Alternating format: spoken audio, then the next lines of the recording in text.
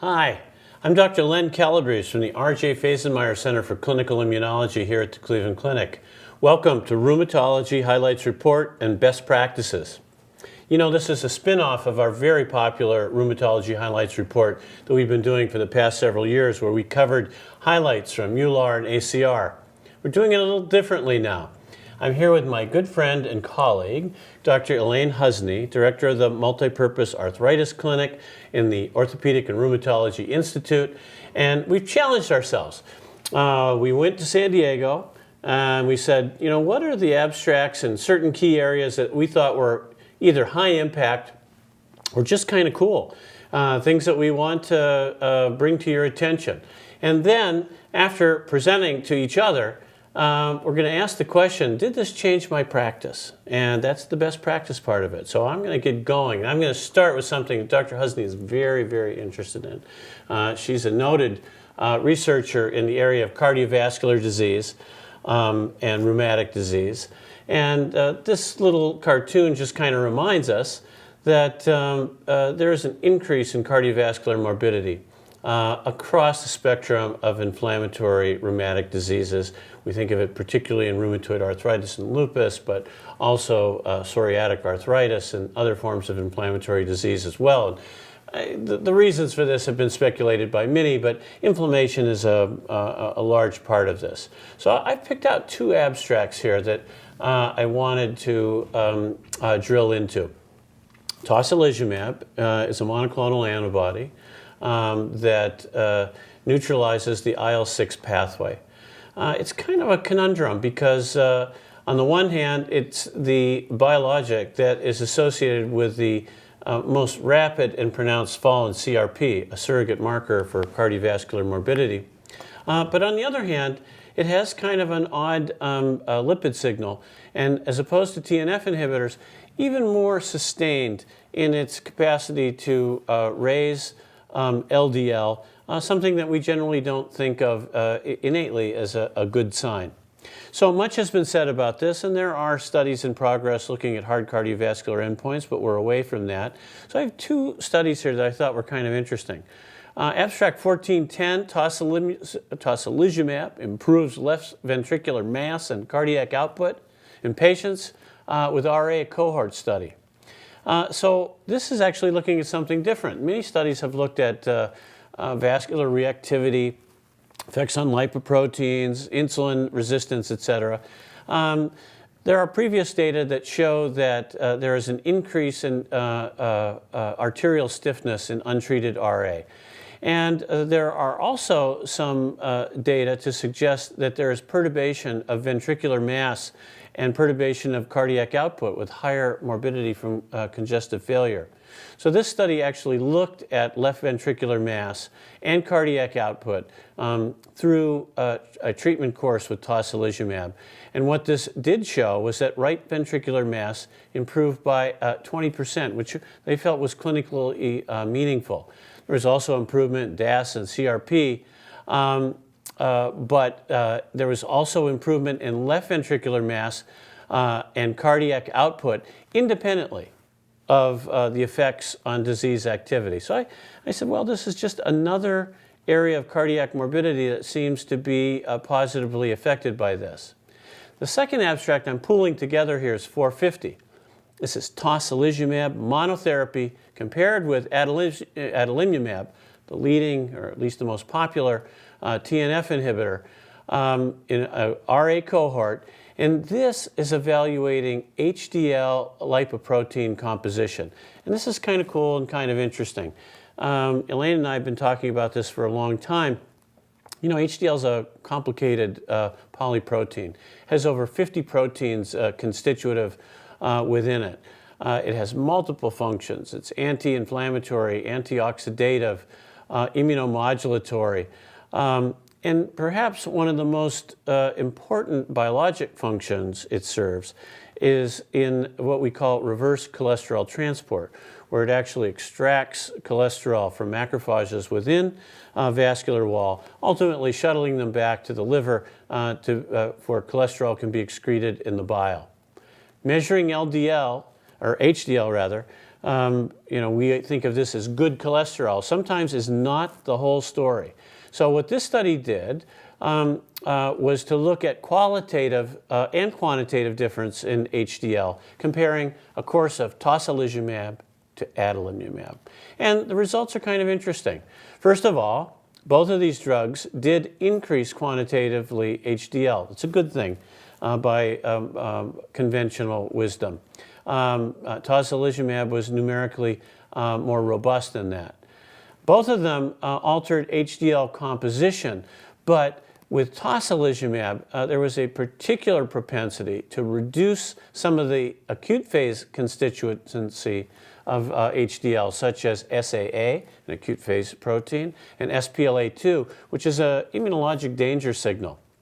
So they postulated that while both of these quantitatively affected HDL, tocilizumab was more potent at neutralizing or influencing the anti-atherogenic properties of HDL. So I've kind of given you a twofer here. I've got some benefit on ventricular function and some benefit on composition and function, at least of HDL. So Elaine, are you swayed by this? You can kind of defend this, but tell me, does this influence the way you practice right now?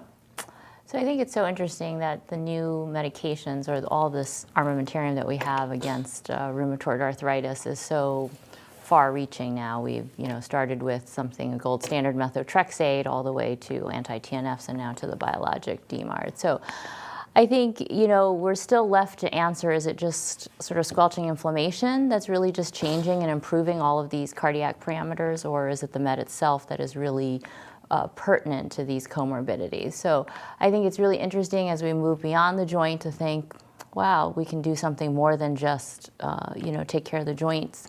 We can actually change, affect, modify our cholesterol lipid panel or our cardiac mass. So I think these are small studies. I'm still, wary to translate them into my patient practice to say, okay, in this small study, this showed what it did to right ventricular mass. I still think we need to do larger studies and really see what the inherent cardiac risks are. I agree. But, the one thing I take away from this is that, when the IL-6 pathway was first highlighted, all we did was focus on the kind of bad direction of lipoproteins. And now there's, study after study showing that, perhaps the biologic impact of that will be less.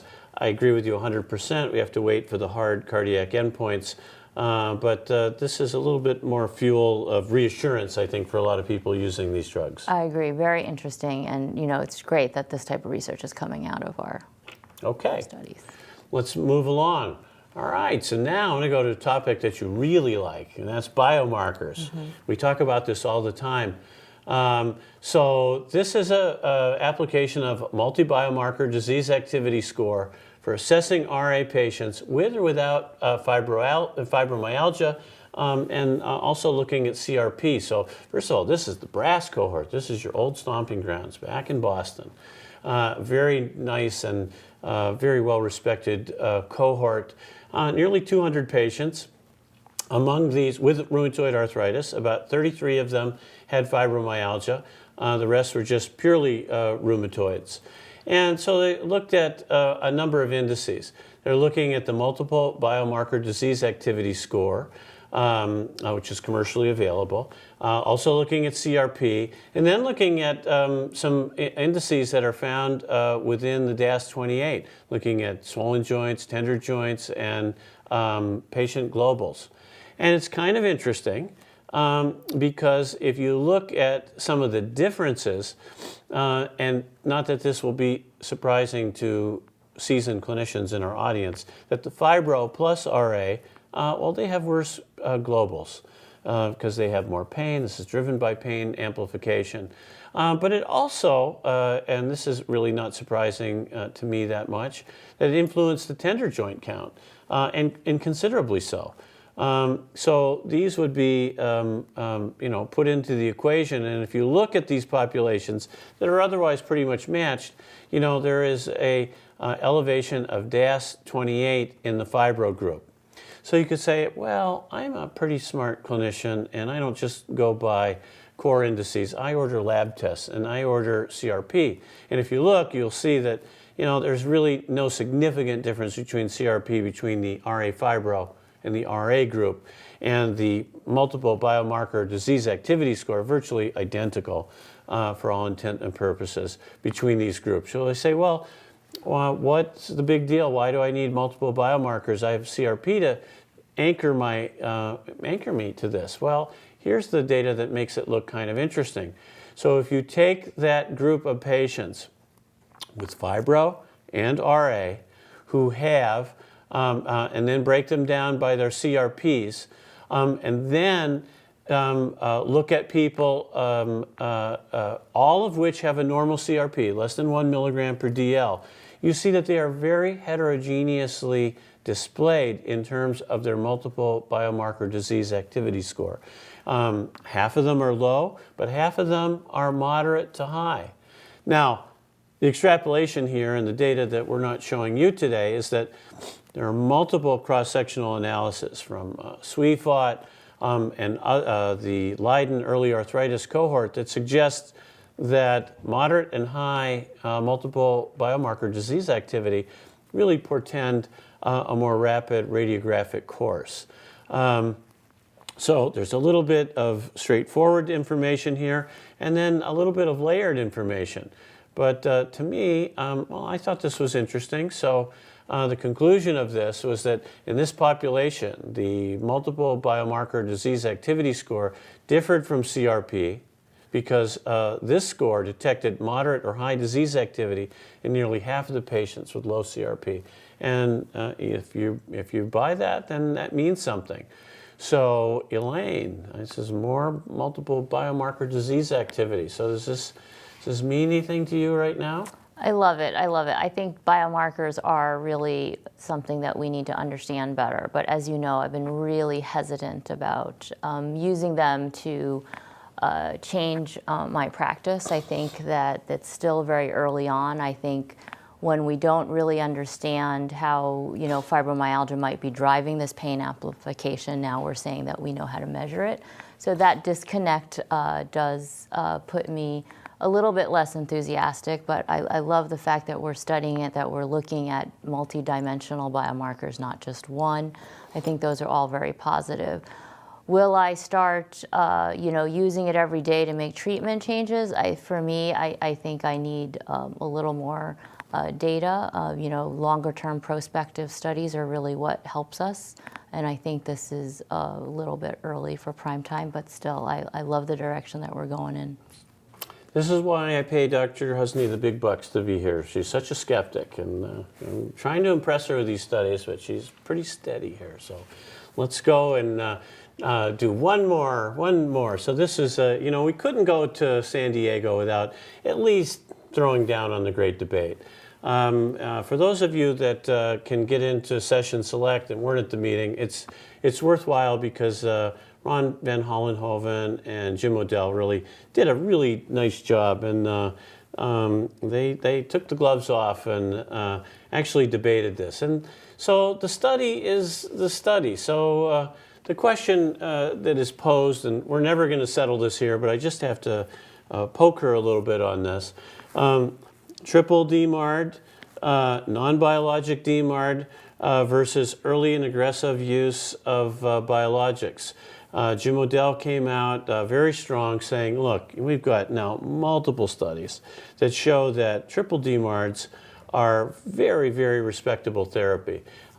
Whether we're starting it like in TIR and or whether we're adding this on to patients failing methotrexate like in RACKET, that at the end of the day, if you wait long enough, all those lines kind of look like they come together.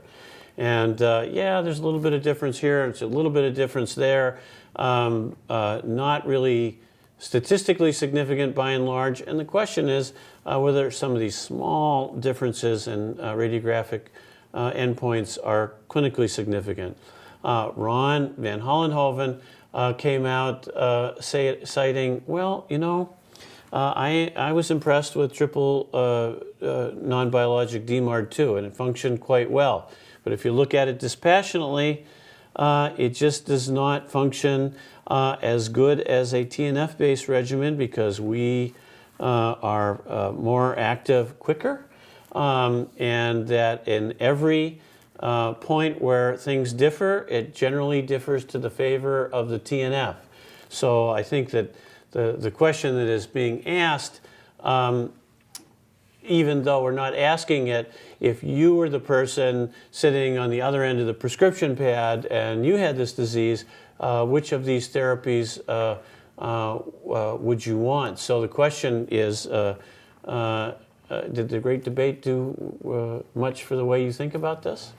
So let me tell you, it was the place to be. It was standing room only. You could see the tension in the crowd, back and forth. It was point, counterpoint. Which is quite a bit for a rheumatology meeting. It was one of the better sessions that I went to. I loved it. I learned a lot, not just about the study, but just about thinking around all of these tools that we now have for RA. I must say, at the end of the day, first of all, I thought they both did a great job, point, counterpoint.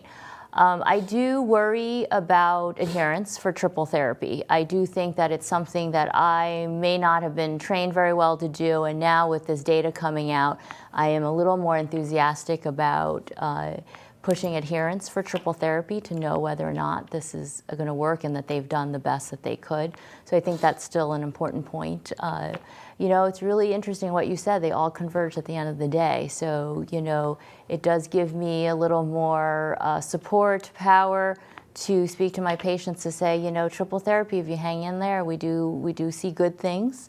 I still believe, though, there's a subset of patients that have pretty aggressive disease that do need to escalate to biologics. So I'm not sure if it would change the way I practice completely, but it sure did support a little bit more than ever before my triple DMARD. You know, just to throw in, you know, I agree with that. My own bias, I think, at the present time is that particularly in people that lack markers of poor prognosis, I think it's a very good option. And, you know, I think in shared and informed decision making, having that discussion with people is very good. And then what we didn't discuss, and there's another abstract by Clem Michaud that showed that, you know, the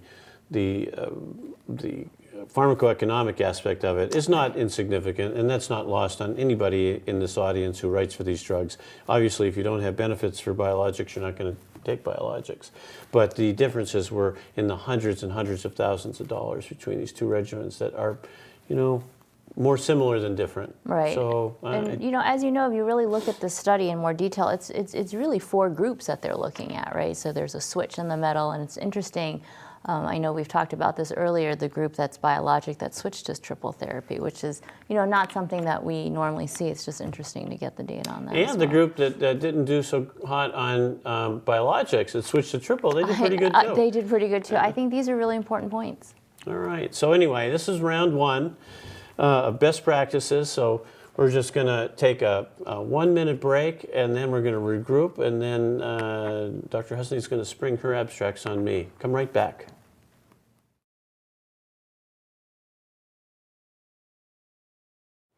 Hi, I'm Dr. Elaine Calabrese. Welcome back to round 2 of Rheumatology Highlights Report Best Practices.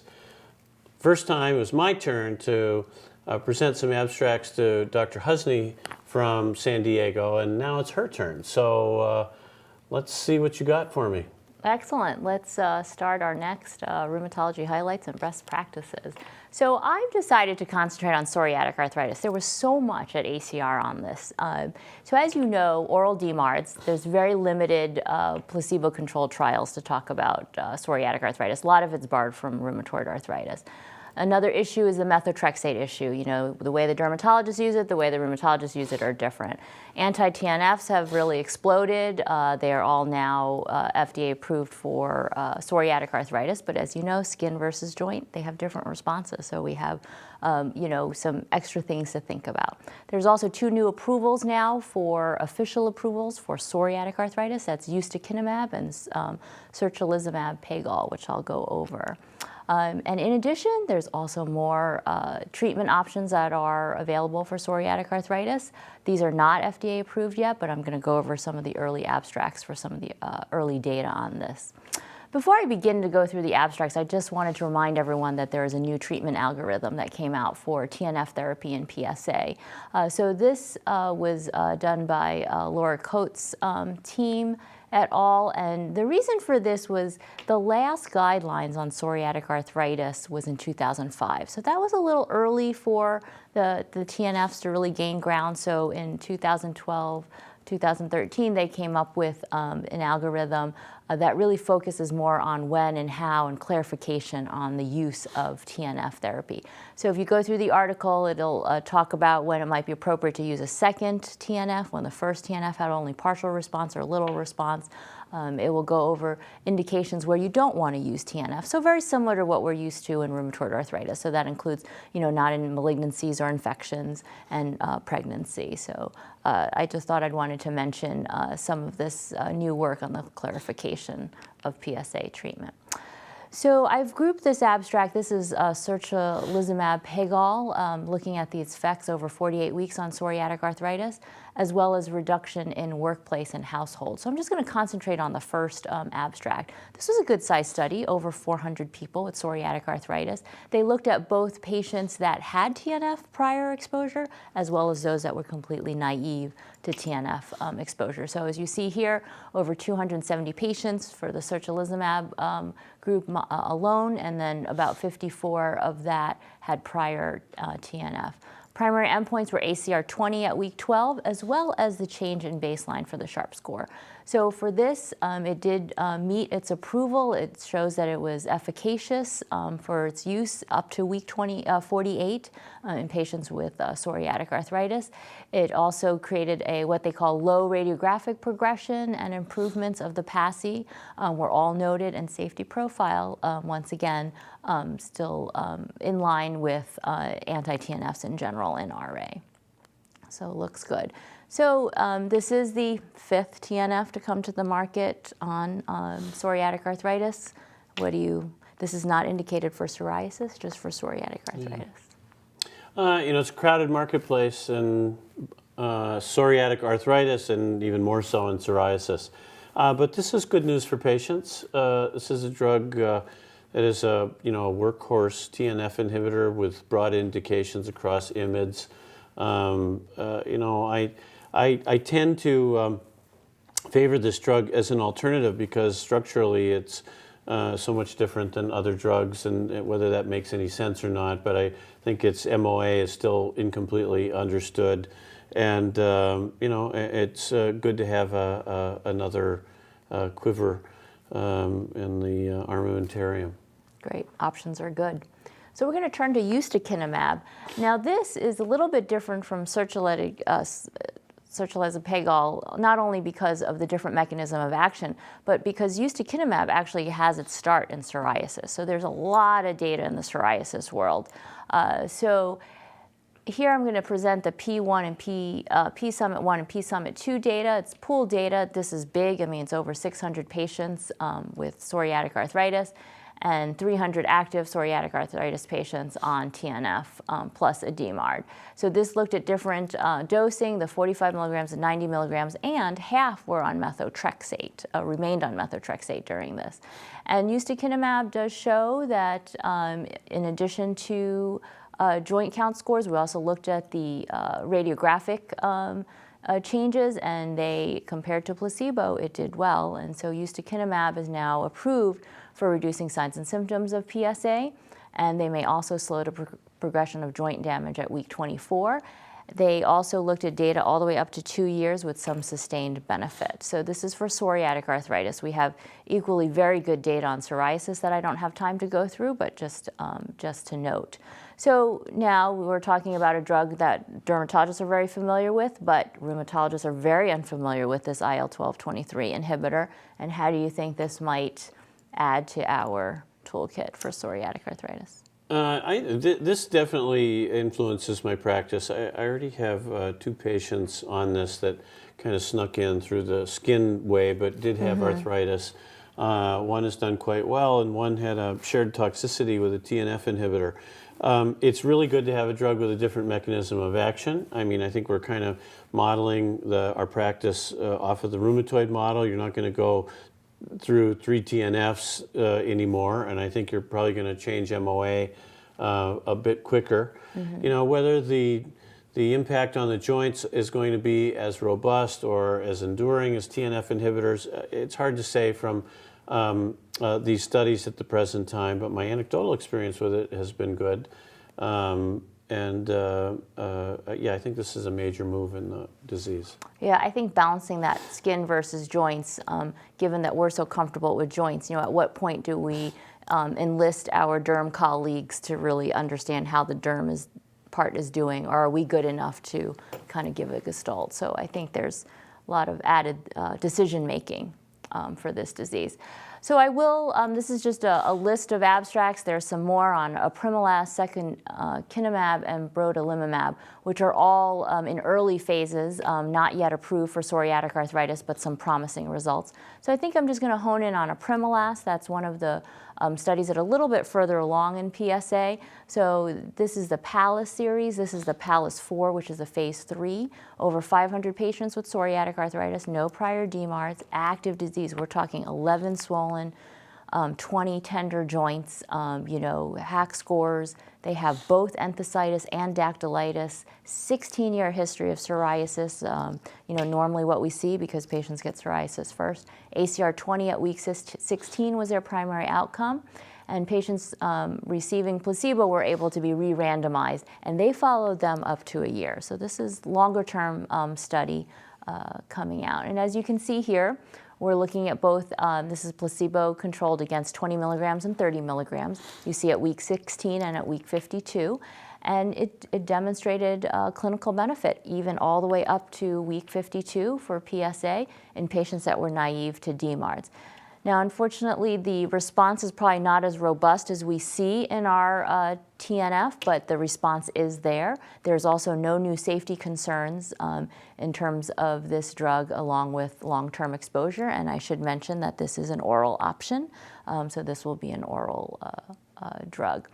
Other thing I wanted to mention, which is really interesting, is we don't see a lot of treatment options for enthesitis. And so this is called the MACIS, which is a validated enthesial outcome marker tool that people use. And they also, for this apremilast study, also selected out and saw improvements in enthesitis and dactylitis. So that's very exciting to me because that's something that clinically I see a lot that I don't have good treatment options for, so it's nice to have some data around that.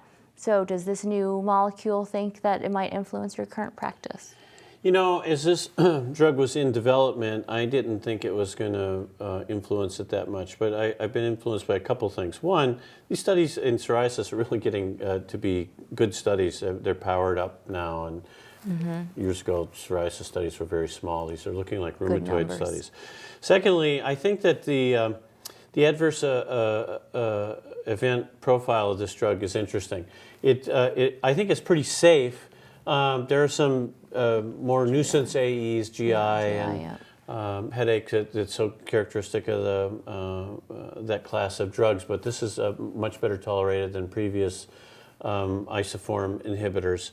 And won't require a lot of expensive monitoring or anything like that. So, you know, I think for the right patient, that is something definitely to gravitate to. And I do like the data on the enthesitis stuff. Up until now, it's been just thinking about biologics. Right.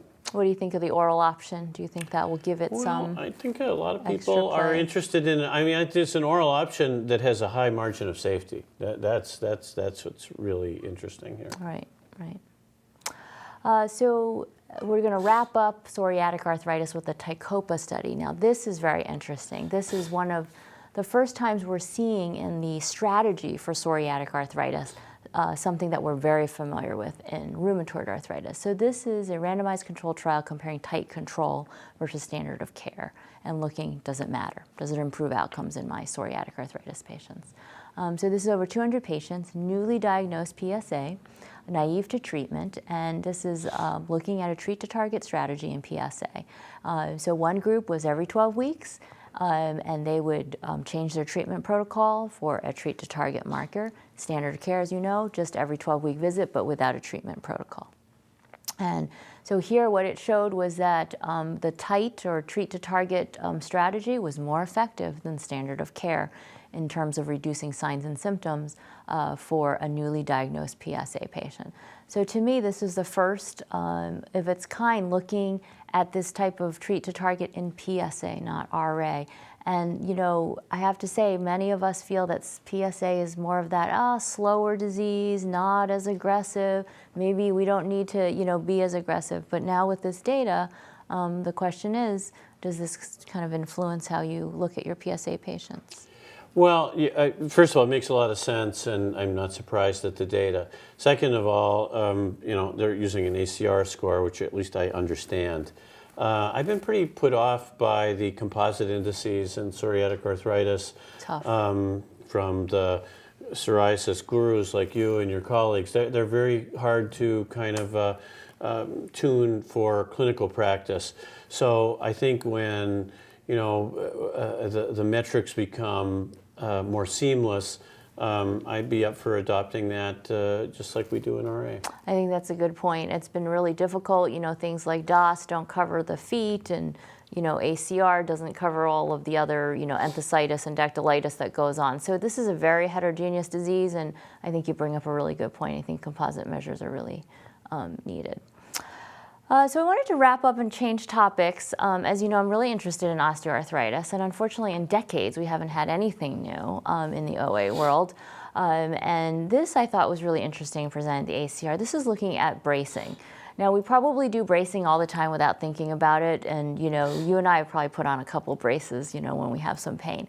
The question is, what does that really do other than, you know, doing something for your patient? So this was a randomized trial looking at bracing for patellofemoral OA, targeting not only knee pain, but bone marrow lesions. So that's what I liked. So it's looking at some objective measure. So it's over 120 patients using just a simple sort of neon slip-on knee brace for knee pain. They looked at pain scores, and that declined about 18 points in patients that were wearing a brace compared to not. That was statistically significant.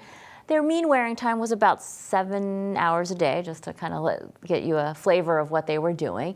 And then they also did contrast MRI findings, just to say, you know, what was happening. Did it really affect maybe your bone marrow lesions? And it showed that the group that was wearing the knee brace actually had better MRI findings. So here's a chart looking at the no brace group versus the brace group. So as you can see here, their primary outcome was the symptoms, and their primary structural outcome, as you can see there, the scores are statistically different between the bracing group and the non-bracing group. They also looked at secondary outcomes as well. And in conclusion, it shows that patellofemoral brace is it shows efficacy for the treatment of OA, for reducing the signs and symptoms, as well as bone marrow lesions. So, you know, this might be, you know, whether or not what we think of bone marrow lesions, which I know is controversial in itself in terms of whether or not we can use that as an outcome measure. But, you know, this really struck me because it's an area that, you know, probably it's the #1 arthritis that affects most people, most Americans. So the question is, would you now be using more bracing? Well, since I send most of these patients to you, I guess it does affect my practice because you'll be using more braces. And I think it's very provocative data. I mean, I think of all the time-honored things that we do in rheumatology, and you know, much of it is based upon not a whole lot of data. So it's good to see this examined. So yeah, I think that's a good thing. I'm glad you threw that in. Yeah, for me, I think a lot of people say, well, I've tried this brace, someone's given me a brace, I borrowed my aunt's brace, it goes on and on. And I do think having some data behind it is very helpful. I mean, really, over, 27 million Americans have OA, and I think it's great to start looking at common things we do and trying to use state-of-the-art imaging to try to factor in whether this could be helpful or not. Well, Elaine, thank you. That was a great group of abstracts. This whole idea of Rheumatology Highlights Report and Best Practices is based on our desire to connect with you. I hope that each of you are answering this question, just like when we ask each other, is this affecting your practice? This is just what we think. We'd like to know what you're thinking out there, and you can always reach out to us through the website. Please come back to the Fasenmyer Rheumatology website. We have so many great programs up there. We have all of the recent Biologics Summit, mini new series, and a lot of great things coming at you this year. You'll be hearing from us, and come back and visit. Thanks. Thank you.